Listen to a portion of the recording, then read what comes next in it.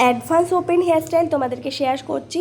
প্রথমে মিডিলে অল্প সেকশন নিয়ে সেখানে ব্যাক কোমিং করে হার্ড স্প্রে দিয়ে কোমের পিছন দিকটা দিয়ে একটু প্রেশার দিয়ে ক্লিন করে নিলে একটা ভলিউম চলে আসবে। আবার ওই সাইড থেকে আরেকটা সেকশন নিয়েছি, ব্যাক কোমিং করে হার্ড স্প্রে দিলাম। এই সাইড থেকে আবার সেকশন নিয়েছি। ওপেন হেয়ারস্টাইলের পাফের সেকশন শুধুমাত্র মিডিলে পাফটা ক্রিয়েট হয়, আর খুব হাইট না দিলেই ভালো হয় রিয়েল ক্লায়েন্টের সময়।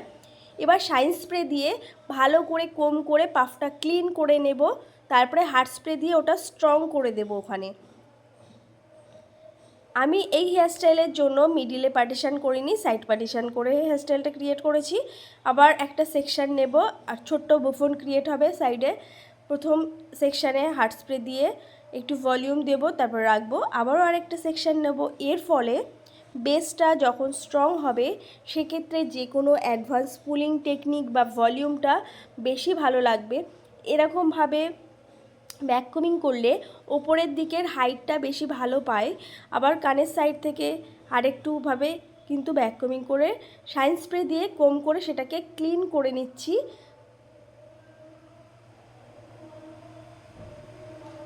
এবার এই সাইডে বুফন ক্রিয়েটের জন্য আবার একটা সেকশন নিয়েছি একদম মিডিলে, সেটাকেও ব্যাক কোমিং করে হার্ড স্প্রে দিলাম। আবারও একটা সেকশন নেব। সেকশনগুলো একটু পাতলা পাতলা নেবে যাতে একটু হেয়ার থাকে, খুব বেশি পাতলা না। এরকমভাবে সেকশন নিয়ে যদি ব্যাক কোমিং করবো একটা ভলিউম আসবে, আর যতটা সামনে যাওয়া হবে ততটা মিনিমাম রুটে ব্যাক কোমিং হবে, মানে একদম না ব্যাক কোমিং করার মতো। শুধুমাত্র একটা ভলিউম ক্রিয়েটের জন্যই ব্যাক কোমিংটা করা হচ্ছে। একটুখানি হেয়ার রেখে দিলাম এসের জন্য। এবার কানের সাইড থেকে সামনের দিকে আবারও একটা ব্যাক কোমিং করে সেকশন রেডি করে নেব বুফনের জন্য। ওই বুফনটা একসাথে মার্চ করব, কিন্তু আলাদা আলাদা করে ব্যাক কোমিং করলে যে কোনো মানে যারা ফার্স্ট হেয়ারস্টাইল করছে তাদের কিন্তু সুবিধা হয়, আমি একসাথেও ব্যাক কোমিং করতে পারি। তো এরকমভাবে এই সাইডে এক ভলিউম দিয়ে নিচ্ছি সুন্দর করে। বেসটা রেডি করে নিলে তারপরে আমি তোমাদেরকে অ্যাডভান্স হেয়ারস্টাইলটা শেয়ার করব। এবার কিন্তু শাইন স্প্রে দিয়েছি, দিয়ে ভালো করে কোম করে নিচ্ছি, মানে নিট অ্যান্ড ক্লিন করতে হবে। তবে এত বেশি কোম করবে না যাতে সেই পাফটা বসে যায়, জাস্ট একটু মাথা দিয়ে ওপরের লেয়ারটা ক্লিন করে নিয়েছি। এবার পুলিংগুলো তুলছি, ছোট ছোট চিমটি কাটার মতো আঙুলের মাথা দিয়ে পুলিংগুলো তুলতে হবে। তার আগে কিন্তু ক্লিন আর শাইন স্প্রেটা অবশ্যই মাস্ট। পুলিং যখন সুন্দরভাবে উঠে যাবে তারপরে পুলিংটা হার্ড স্প্রে দেবো আর টানবো, একটা একটা করে পুলিং হার্ড স্প্রে দেবো আর টানবো। সেখানে কিন্তু পুলিংটা সুন্দর করে আরও ফিনিশিং দেবে, আর ওই জায়গাটা পুরো লং লাস্টিং হয়ে যাবে, মানে পুলিংটা নষ্ট হয়ে যাবে না। যতক্ষণ না পুলিং ঠিকঠাক উঠছে ততক্ষণ হার্ড স্প্রে দেওয়া যাবে না, দরকার পড়লে ইউপিন দিয়ে রেখে দিতে পারো। এই অ্যাডভান্স টেকনিকের হেয়ারস্টাইলটা তোমাদের কেমন লাগছে অবশ্যই জানিও। এই সাইডেও একটু শাইন স্প্রে দিয়ে নিয়েছি, কারণ এখানেও ছোট ছোট পুলিং ক্রিয়েট করব। ভিডিওতে অতটা হয়তো লাইটের জন্য শো হচ্ছে না, তবে তোমরা এরকমভাবে ক্রিয়েট করে দেখো, সত্যি খুব সুন্দর লাগে এই হেয়ারস্টাইলটা। এবার যেই সামনে ফ্রন্ট হেয়ারস্টাইলে যে হেয়ারটা বেঁচে গেছে সেটা কিন্তু 19 নম্বর কার্ল মেশিন দিয়ে কার্ল করে দিচ্ছি।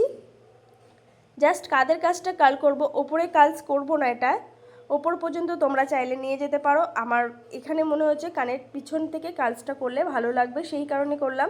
এটা কার্লস করার পরে অবশ্যই হার্ড স্প্রে দিয়ে দিয়ে ওই জায়গাগুলো কার্লস একদম লক করে দিতে হবে। এবার এই সাইডেও একটু হেয়ার ছিল, সেটাও কার্লস করে হার্ড স্প্রে দিয়ে দিচ্ছি। এবার এস ক্রিয়েট করার জন্য শাইন স্প্রে দিলাম। ভালো করে কোম করে নিতে হবে, ট্যাঙ্গেল ফ্রি করে নিতে হবে। তারপরে একটু একটু করে হেয়ার আবারও চিমটি কাটার মতো তুলতে হবে, কিন্তু হেয়ারে কোথাও গ্যাপ না থাকে। তারপরে আবার হার্ড স্প্রে দিয়ে আঙুলের মাথা দিয়ে ব্যাকের দিকে প্রেশার দিতে হবে।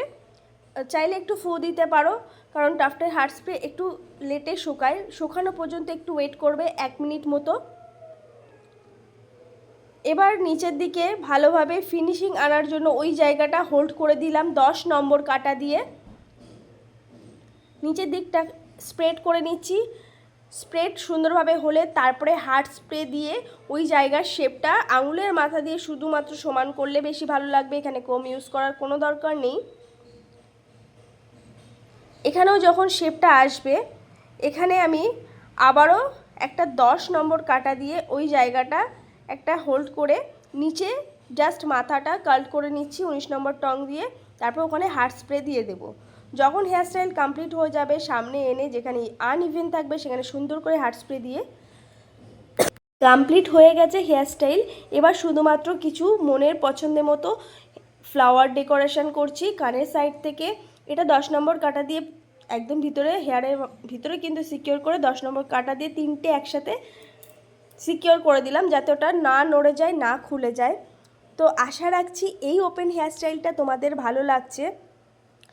আরও কিন্তু advance open hair, bridal hair, reception hair তোমাদেরকে শেয়ার করব। তার জন্য আমার সাথে থাকতে হবে, আমার চ্যানেলটা লাইক, কমেন্ট, সাবস্ক্রাইব করে দিতে হবে।